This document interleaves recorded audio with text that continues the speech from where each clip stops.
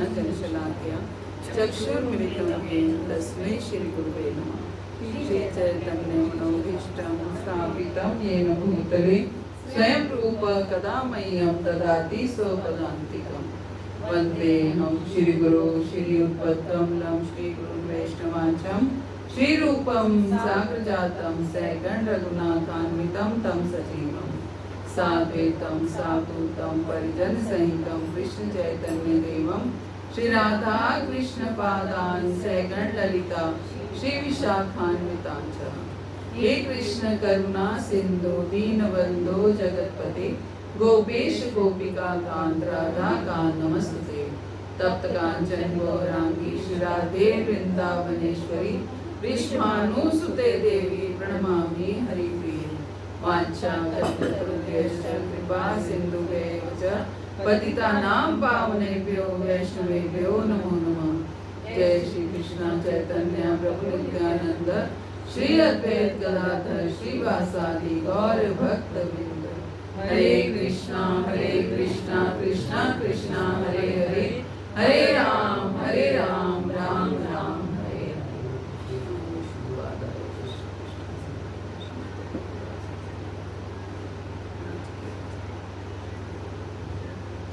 हरे कृष्ण। तो भगवद गीता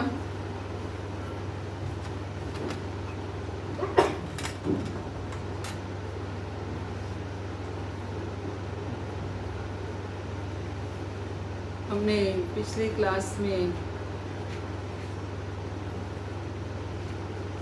पहला अध्याय किया था शुरू।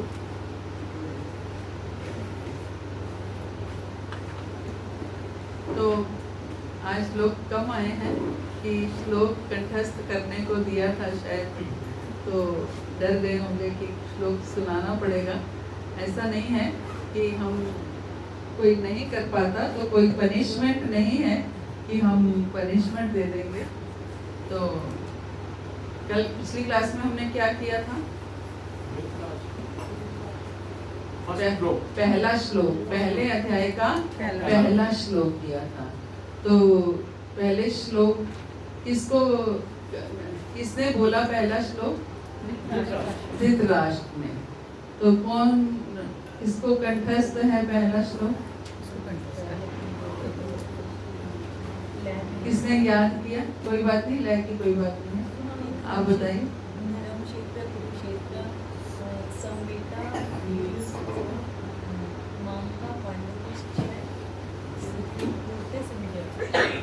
वेरी गुड, बहुत सुंदर।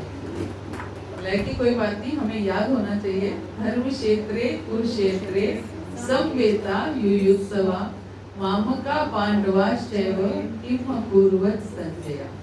तो ये कहता है कि श्लोक लर्न करने से, श्लोक कंठस्थ करने से क्या होता है?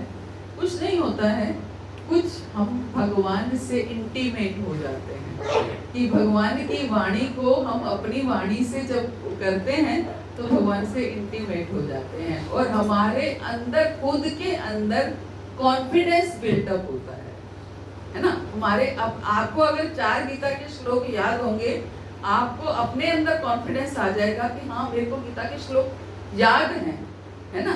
तो ये अपने अंदर कॉन्फिडेंस बिल्टअप करने के लिए श्लोक याद करने को कहा जाता है। अदरवाइज और श्लोक याद होते हैं तो उनका अर्थ भी पता हो तो क्या होता है, जब कभी कोई ऐसी बात हो रही हो, किसी से भी कोई बात हो रही हो, तो एकदम हमें वो श्लोक याद आता है। हाँ, गीता में भी भगवान ने उस श्लोक में ये कह रखा है, तो हम उस श्लोक को रेलेवेंट कर देते हैं। और किसी को आता है ये श्लोक? यस। धृतराष्ट्रवाचा धर्म क्षेत्रे कुरुक्षेत्रे समवेता युयुत्सवा मामका पांडवाश्चैव किम अकुर्वत संजय। तो माता आप पहली बार आई हैं शायद? यहाँ पे मैं पहली बार आई हूँ। जाते होंगे कहीं। तो पहला श्लोक, धर्म क्षेत्रे कुरुक्षेत्रे समवेता युयुत्सवा मामका पांडवाश्चैव किम अकुर्वत संजय। ये इकलौता श्लोक है जो धृतराष्ट्र ने गाया है।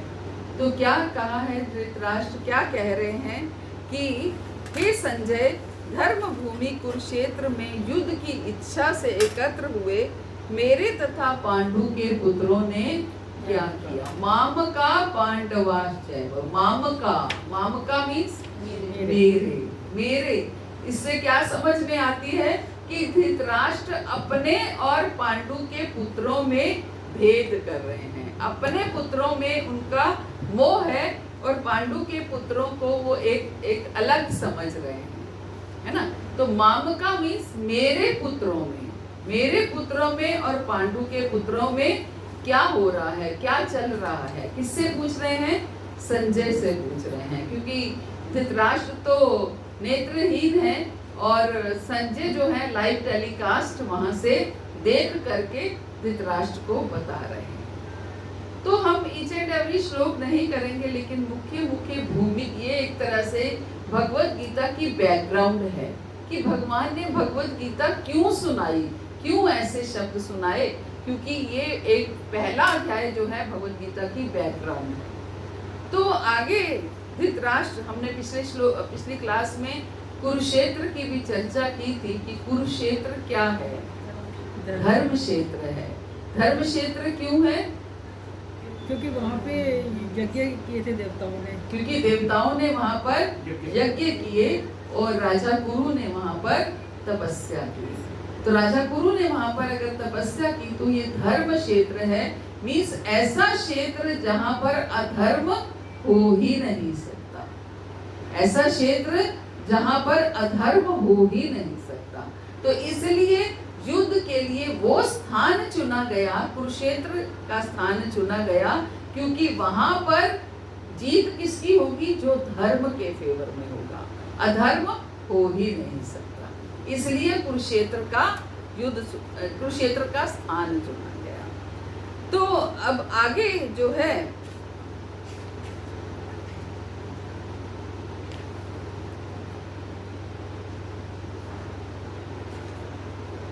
अब दोनों सेनाएं युद्ध के लिए तैनात खड़ी हैं और दोनों सेनाओं में युद्ध शुरू होने वाला है। अपने अपने निज जन जो हैं वो दोनों सेनाओं में खड़े हैं और शंख बजने शुरू हो गए हैं। युद्ध के लिए शंख बजने शुरू हो गए हैं। तो सबसे पहले दुर्योधन के पाले का शंख कौन बजाएगा? कौरवों के पक्ष में कौन? भीष्म पितामह।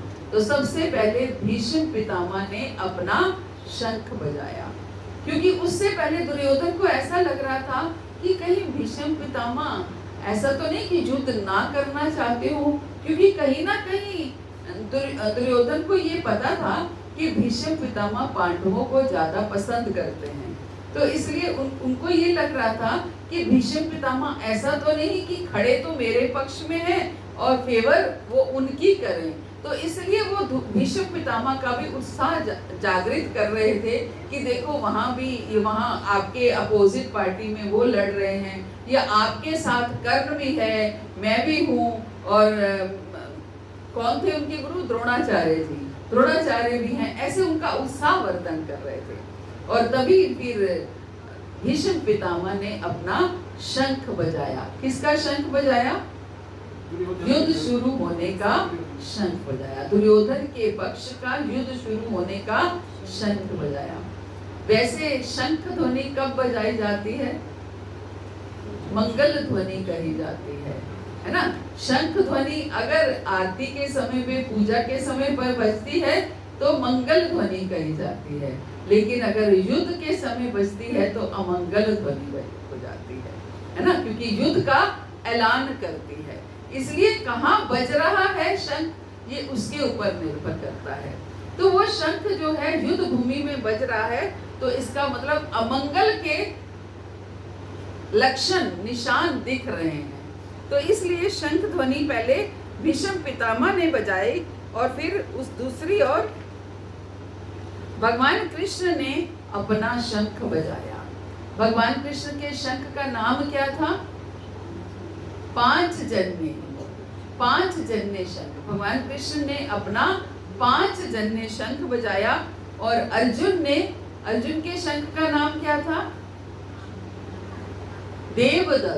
देवदत्त शंख। अर्जुन ने अपना देवदत्त शंख बजाया और भीम ने अपना पौंड्रो नामक शंख बजाया। हर किसी के शंख के अपने अपने नाम थे। भगवान कृष्ण के शंख का नाम क्या था? 5 जन्य शंख। और अर्जुन के शंख का नाम देवदत्त शंख और भीम के शंख का नाम पौंड्रू शंख। तो इन तीनों ने अपने अपने शंख बजाए और उसके बाद राजा युधिष्ठिर ने अपना अनंत विजय, उनके शंख का नाम क्या था? अनंत विजय शंख। अगर आप गीता कंपटीशन में पार्टिसिपेट करेंगे तो ये प्रश्न आते हैं उनमें कि किसके शंख, भगवान कृष्ण के शंख का नाम क्या था, अर्जुन के शंख का नाम क्या था और युधिष्ठिर के शंख का नाम क्या था, भीम के शंख का नाम क्या था, ये हमें पता होना चाहिए। भगवान कृष्ण के 5 जन ने, अर्जुन के देवदत्त, भीम के पौंड्रू और युधिष्ठिर के अनंत विजय उनके शंख का नाम। पौंड्रू क्यू एंड डी आर यू पौंड्रू मैंने भीम जी के पौंड्रू हाँ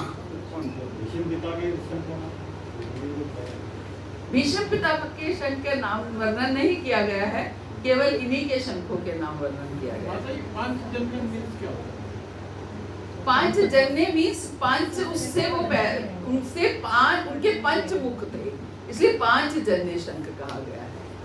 ऐसे मुख होते हैं ना, जैसे शंखों के अलग अलग मुख होते हैं, ऐसे उनके 5 मुख थे, है ना। और नकुल और सहदेव ने सुघोष और मणि पुष्पक, नकुल के शंख का नाम सुघोष और सहदेव के मणि पुष्पक, ये उनके शंख के नाम थे। और बाकी सब ने भी अपने अपने शंख बजाए, लेकिन मुख्य तौर से पांडवों के शंखों का वर्णन किया गया है। सब ने अपने अपने शंख बजाए क्योंकि युद्ध अब शुरू होने वाला है और इन विभिन्न शंखों की ध्वनि कोलाहलपूर्ण बन गई। सोचिए, जब चारों ओर से सबके शंख बजेंगे तो क्या होगा? ऐसे कोलाहल हो जाएगा। आप जैसे आजकल युद्ध की संभावना हो रही है, तो जो युद्ध शुरू हो गया है, तो क्या हो रहा है कि वो जब बजता है सायरन, तो क्या होता है? दिल एकदम दहलता है। खासतौर से जब ये हमें पता है कि युद्ध हो रहा है या युद्ध होने वाला है, तो सायरन की आवाज से युद्ध कान जो है, सायरन की आवाज पड़ती है कानों में तो दिल दहलने लगता है कि पता नहीं क्या हो गया, क्या होने वाला है। ऐसे ही कभी फायर ब्रिगेड आ रहा हो या एम्बुलेंस जा रही हो, तो अब कुछ ऐसा अच्छा सा नहीं लगता, क्योंकि हमें इन आवाजों का पता है कि ये आवाज किस लिए आते हैं।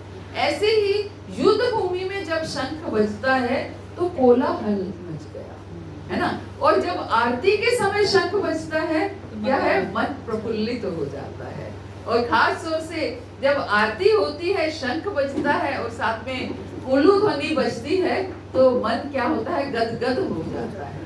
तो आवाज कहाँ से आ रही है, कैसे आ रही है? यानी कि वाणी का इतना प्रभाव है कि अपने आप हमारा हृदय प्रसन्न हो जाता है। उसी वाणी से ही हमारा हृदय प्रसन्न भी हो सकता है, उसी वाणी से ही हमारा हृदय दुखी भी हो सकता है, डिस्टर्ब भी हो सकता है। तो ऐसे ही जब सबने शंख बजाए, तो वो शंख जो है कोलाहलपूर्ण ध्वनि उसमें उत्पन्न हुई। कोलाहल में चारों तरफ जैसे शोर मच गया और पृथ्वी को शब्दायमान करती हुई धृतराष्ट्र के पुत्रों के हृदयों को विदीर्ण करने लगी। क्या कह रहे हैं कि जब ये शंख ध्वनि सुनाई दी तो धृतराष्ट्र के पुत्रों के हृदयों को विदीर्ण करने लगी। क्यों? धृतराष्ट्र के पुत्रों के हृदयों को क्यों?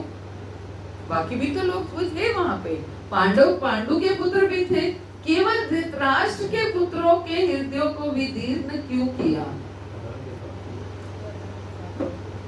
है ना।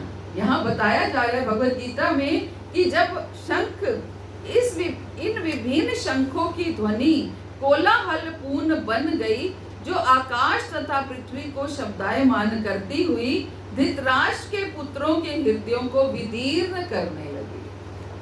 तो यहाँ धृतराष्ट्र के पुत्रों को विदीर्ण करती हुई क्यों कहा गया?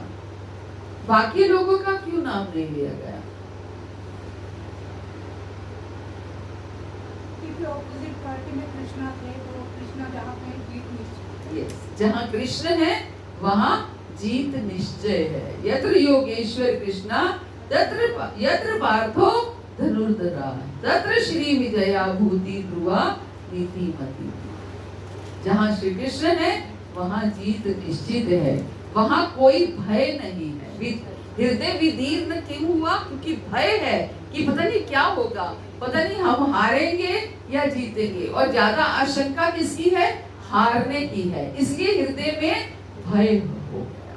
लेकिन जहाँ कृष्ण है वहाँ कोई भय नहीं। भजूरे मन श्री नंद नंदन अभय चरनार विंद रे। भजूरे मन श्री नंद नंदन अभय चरनार विंद रे। दुर्लभ मानव जन्म सत्संग, दुर्लभ मानव जन्म सत्संग, तरहु रे भव सिंधु रे, तरहु रे भव सिंधु रे।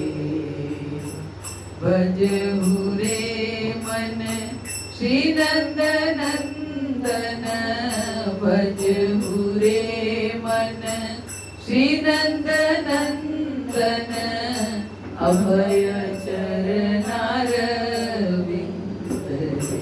क्या अर्थ है? हे मन, तू नंद नंदन का भजन कर। क्यों? क्योंकि वो अभय प्रदान करते हैं। कृष्ण भक्ति का आप कृष्ण भक्ति कर रहे हैं, सही तरीके से कर रहे हैं या नहीं कर रहे, इसका सबसे पहला लक्षण ही यही है। क्या लक्षण है? कि आपको अभय प्रदान हुआ है या नहीं हुआ, आपके हृदय से भय गया है या नहीं गया।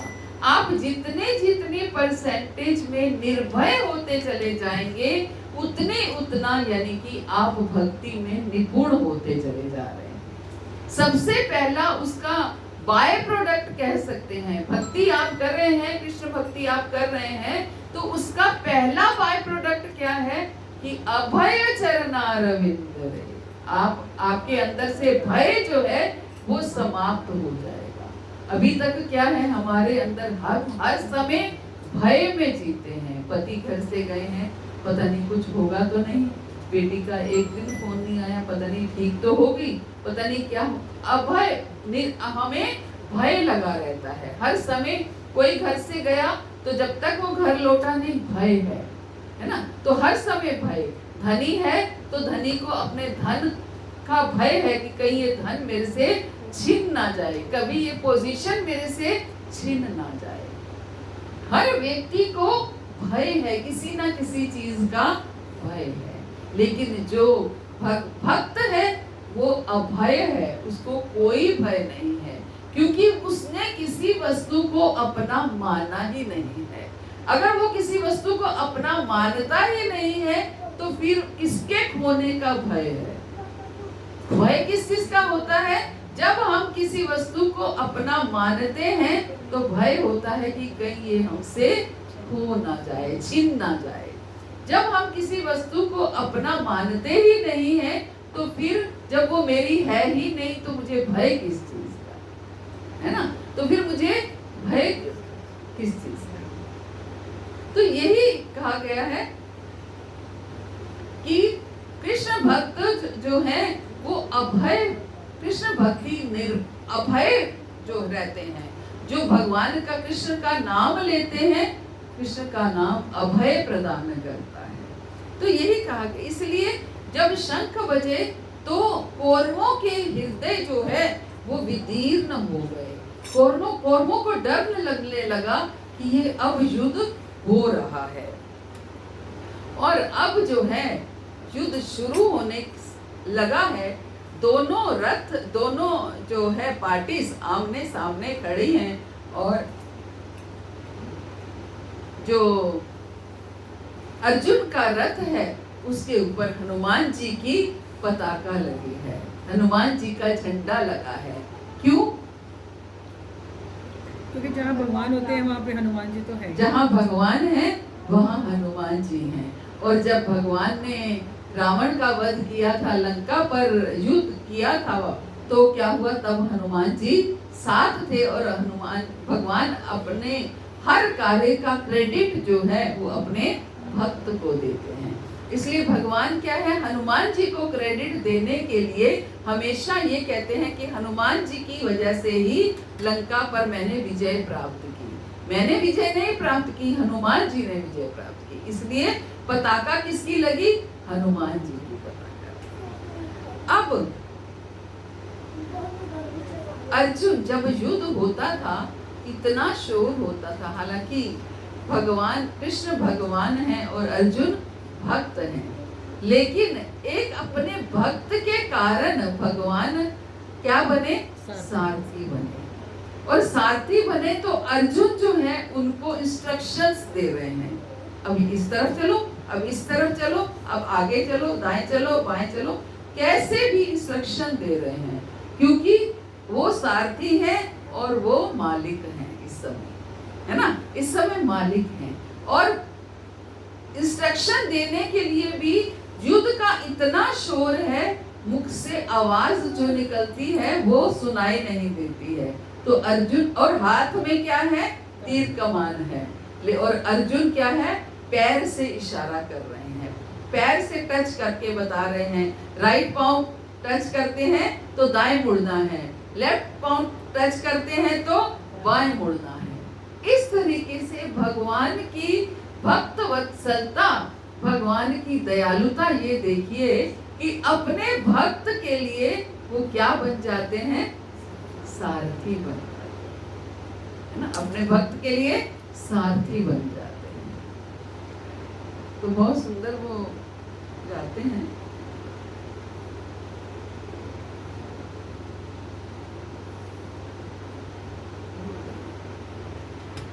तो अर्जुन ने कहा, हे अच्युत, कृपा करके मेरा रथ दोनों सेनाओं के बीच में ले चलें, जिससे मैं वहां उपस्थित युद्ध की अभिलाषा रखने वालों को और शास्त्रों की इस महान परीक्षा में जिनसे मुझे संघर्ष करना है उन्हें देख सकूं। पहली इंस्ट्रक्शन क्या दे रहे हैं अर्जुन? कि कृपा करके मेरा रथ जो है दोनों सेनाओं के बीच में ले चलो, जिससे मैं देख सकूं कि मेरे सामने जो है कौन कौन ऐसे लोग खड़े हैं जिन्हें युद्ध की अभिलाषा है, जो युद्ध करना चाहते हैं, जो युद्ध की इच्छा से आए हैं। मैं उनको देखना चाहता हूँ। क्या वो मेरे अपने हैं? क्या वो मेरे गुरुजन हैं?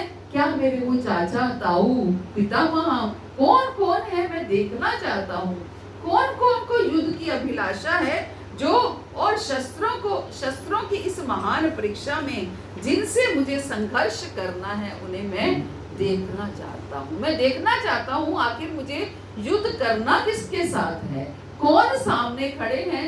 मैं इसलिए मेरा रथ जो है वो दोनों सेनाओं के बीच में ले चलो। मुझे उन लोगों को देखने दीजिए जो यहाँ पर धृतराष्ट्र के दुर्बुद्धि पुत्र को प्रसन्न करने की इच्छा से लड़ने के लिए आए हैं। क्या कह रहे हैं? मुझे उन लोगों को देखने दीजिए जो धृतराष्ट्र के दुर्बुद्धि पुत्र के फेवर में लड़ने के लिए आए हैं। अर्जुन वो उन लोगों को देखना चाहता है कि कौन कौन अज्ञानता की फेवर में है। दुर्योधन क्या है? अज्ञानी है। दुर्योधन क्या है? दुर्बुद्धि है, दुराचारी है। तो अर्जुन ये देखना चाहते हैं कि कौन कौन है जो दुराचार के फेवर में है, उसके पक्ष में है। मुझे देखने दीजिए कि जो धृतराष्ट्र के दुर्बुद्धि पुत्र के फेवर में है, देखूं तो सही ये कौन कौन है जो उनके साथ मिल करके मुझसे युद्ध करना चाहते हैं। तो ये सब कुछ संजय बखान कर रहे हैं इसको, धृतराष्ट्र को। तो संजय कहते हैं धृतराष्ट्र को कि हे भरतवंशी, अर्जुन द्वारा इस प्रकार संबोधित किए जाने पर भगवान कृष्ण ने उनके रथ को दोनों दलों के बीच में ला करके खड़ा कर दिया। ये लाइव टेलीकास्ट संजय धृतराष्ट्र को बता रहे हैं कि जब भगवान अर्जुन ने कहा कि मेरा रथ दोनों सेनाओं के बीच में ला करके खड़ा कर दीजिए, तो फिर भगवान ने उनका अर्जुन का रथ दोनों सेनाओं के बीच में ला करके खड़ा कर दिया। और अर्जुन ने वहां पर देखा, क्या देखा कि दोनों पक्षों की सेनाओं के मध्य में उनके अपने चाचा ताऊओं, पितामह, गुरुओं, मामाओं, भाइयों, पुत्रों, पोत्रों, मित्रों, ससुरों और शुभ चिंतकों को देखा। अब अर्जुन ने देखा, भाई ये तो मेरे अपने हैं, जिनको मैं चाचा कहता था, जिनको मैं ताऊ कहता था, ये मेरे पितामह हैं, ये मेरे मामा हैं, ये मेरे भाई हैं, ये मेरे पुत्र हैं, यही मेरे साथ युद्ध करेंगे। इन्होंने तो मुझे उंगली पकड़ के चलना सिखाया और इनको पुत्रों को मैंने उंगली पकड़ के चलना सिखाया, आज वो मेरे से युद्ध करने के लिए आए हैं। अर्जुन से ये बात सहन नहीं हुई। अर्जुन इस चीज को सहन नहीं कर पा रहे हैं कि ये मेरे निज जन, जिनको मैं अपना कहता था, ये मेरे साथ युद्ध करने के लिए आए हैं। और तब अर्जुन कहने लगे कि हे कृष्ण, इस प्रकार युद्ध की इच्छा रखने वाले अपने मित्रों तथा संबंधियों को अपने पक्ष उपस्थित देखकर, अपने समक्ष उपस्थित देखकर मेरे शरीर के अंग कांप रहे हैं। अर्जुन जब देखता है कि मेरे सामने मेरे ही निजजन हैं, मेरे ही भाई बंधु जो हैं, मामा, चाचा, ताऊ, ये सब मेरे अपने हैं, मेरे ही गुरुजन, मेरे ही पितामह हैं, तो उनको देखकर अर्जुन का शरीर कांपने लगा। क्या कहने लगे? इन सबको देख करके मेरा शरीर कांप रहा है और मेरा मुंह सूखा जा रहा है। क्यों?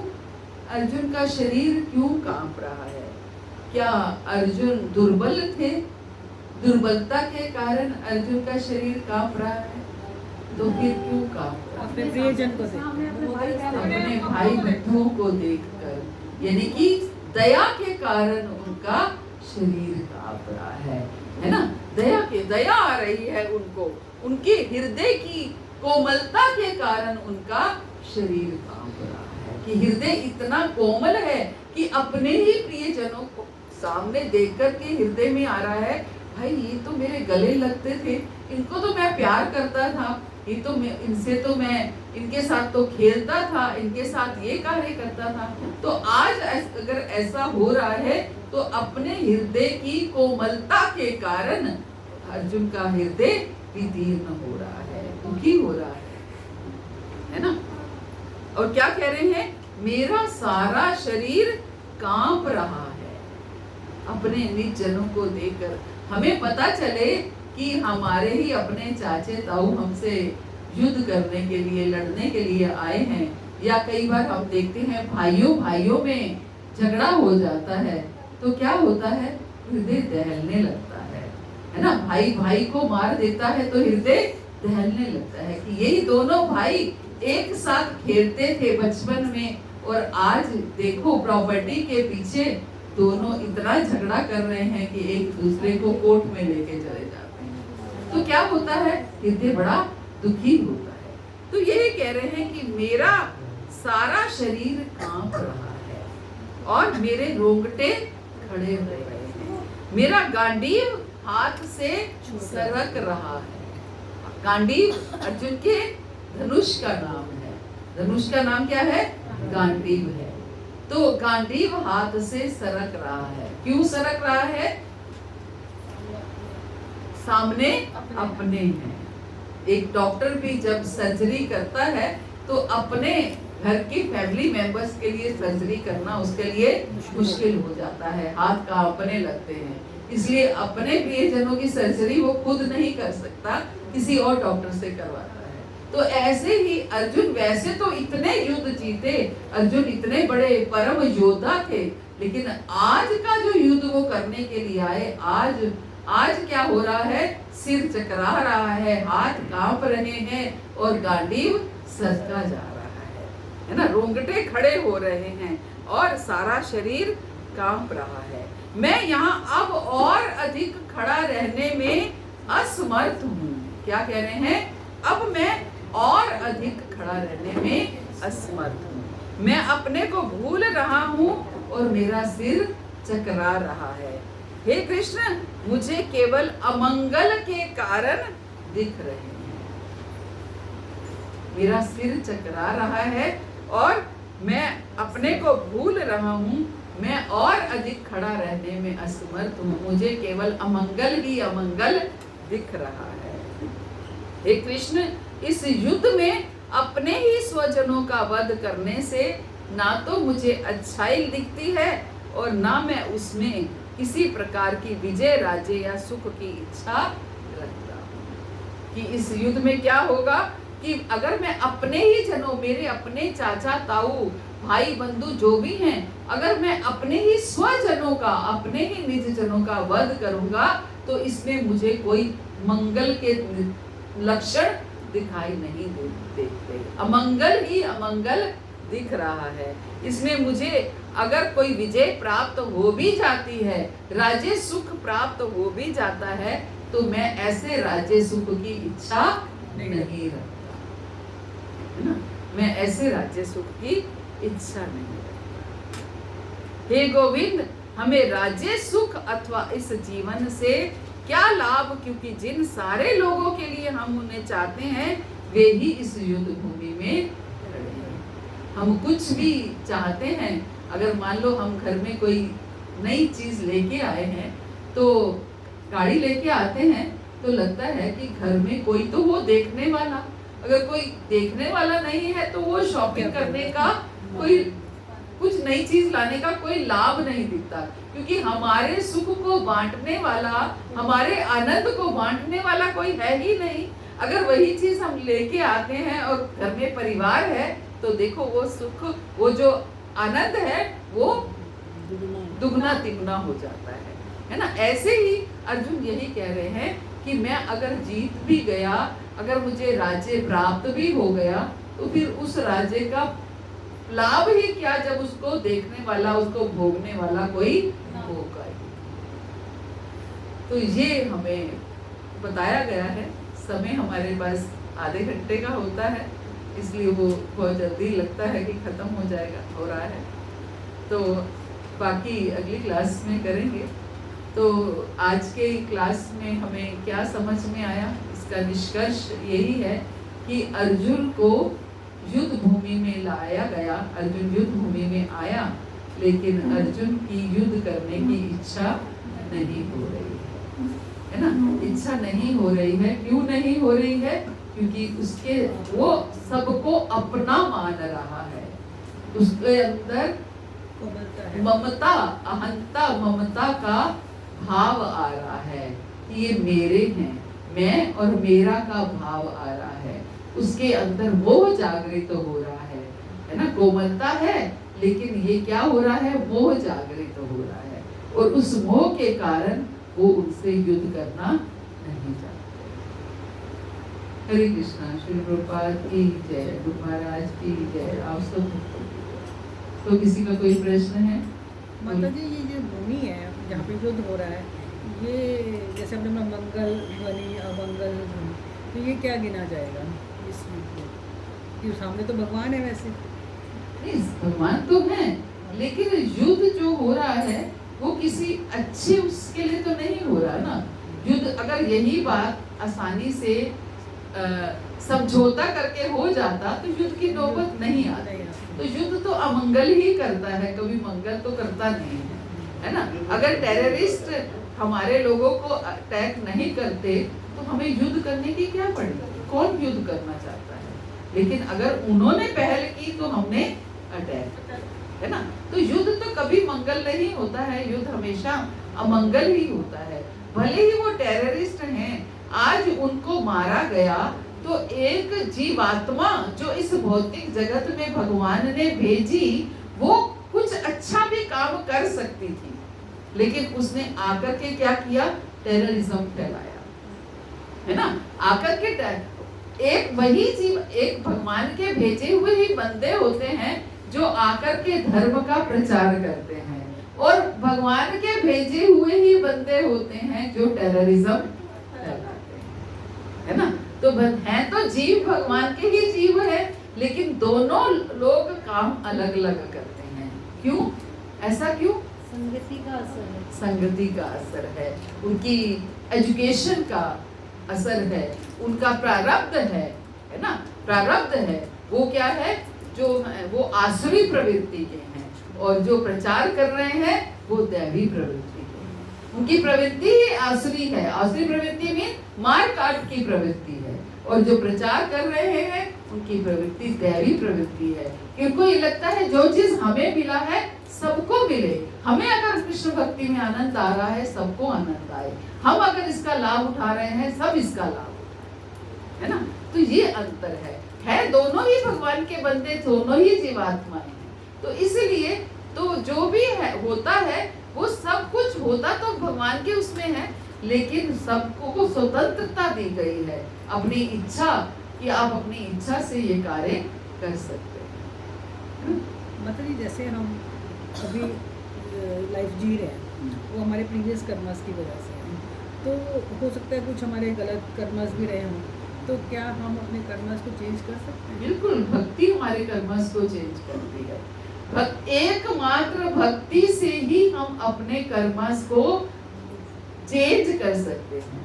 कहते हैं ना, पहले बनती हैं तकदीरें फिर बनते हैं शरीर, है ना? भले ही पहले तकदीरें बनती हैं फिर शरीर बनते हैं, लेकिन उन तकदीरों को बदलना केवल भक्ति का कार्य है। भक्ति से, भक्ति करने से क्या होता है?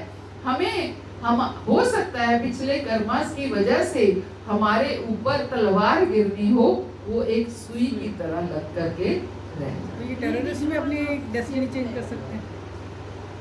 हाँ, अगर वो अपने अपिचेत्सु दुराचारो भजते मामनन्य भाव साधुरेव समन्तव्य सम्यक व्यवस्था ही सा।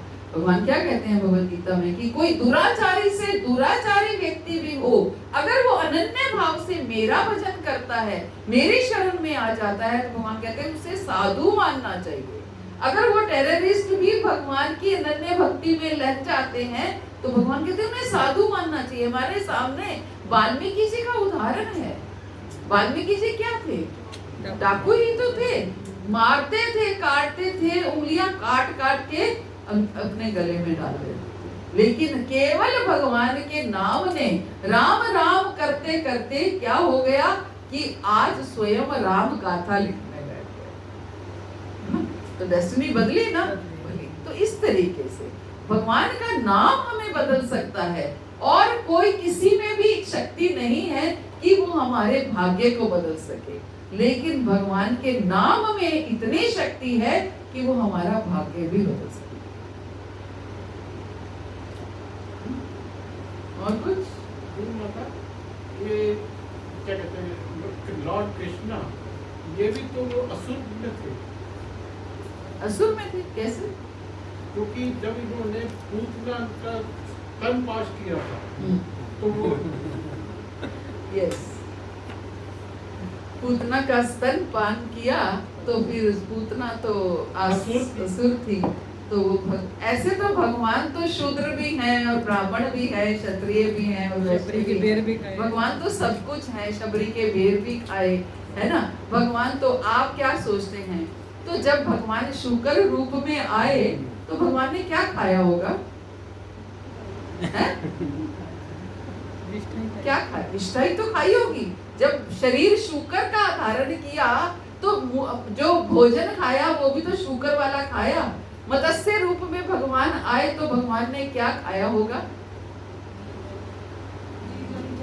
जीव जंतु ही तो खाए होंगे।